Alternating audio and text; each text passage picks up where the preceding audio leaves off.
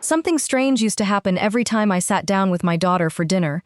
She would come home from school, I would ask how her day was, and she would say one word: fine, maybe okay. I tried everything, different questions, different timing, sharing my own stories first. Nothing worked.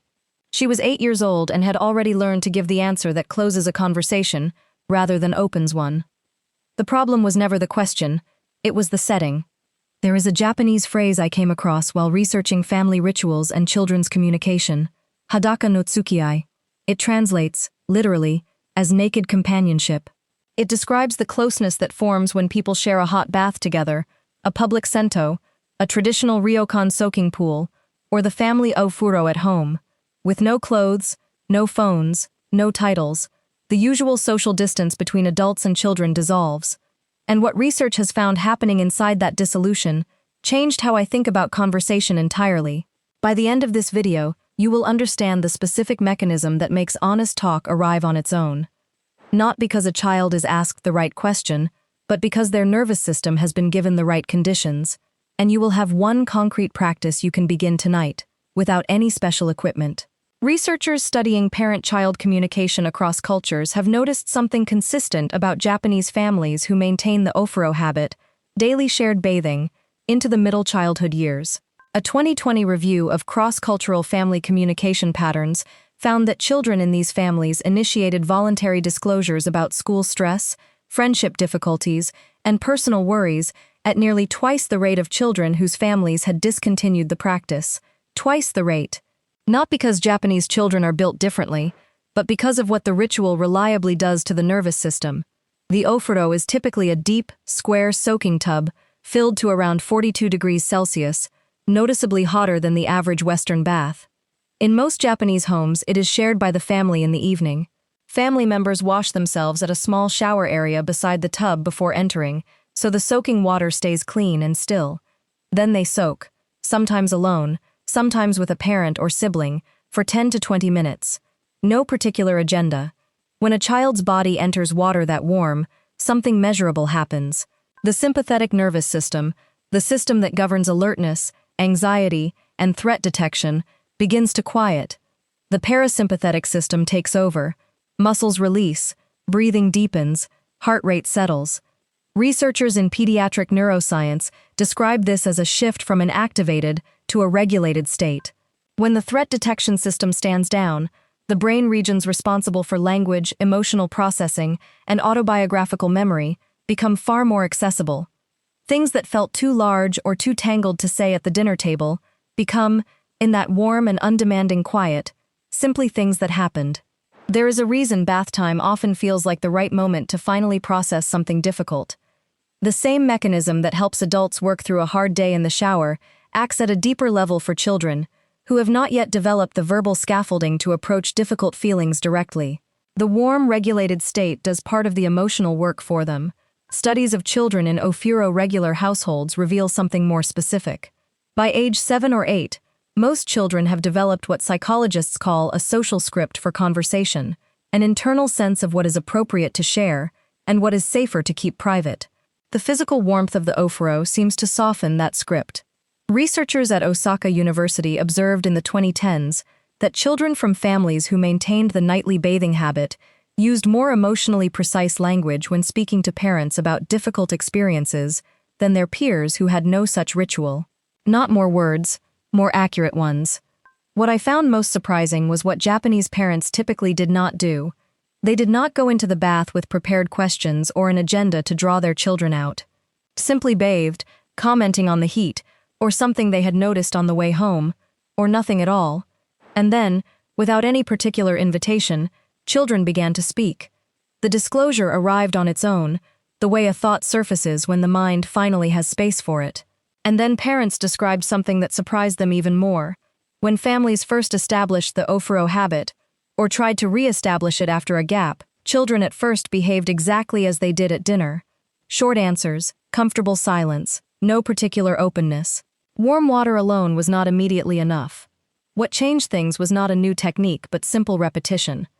When the bath came at the same point each evening, day after day, at the same temperature, with the same unhurried presence, The child's nervous system began to associate that setting with physical safety.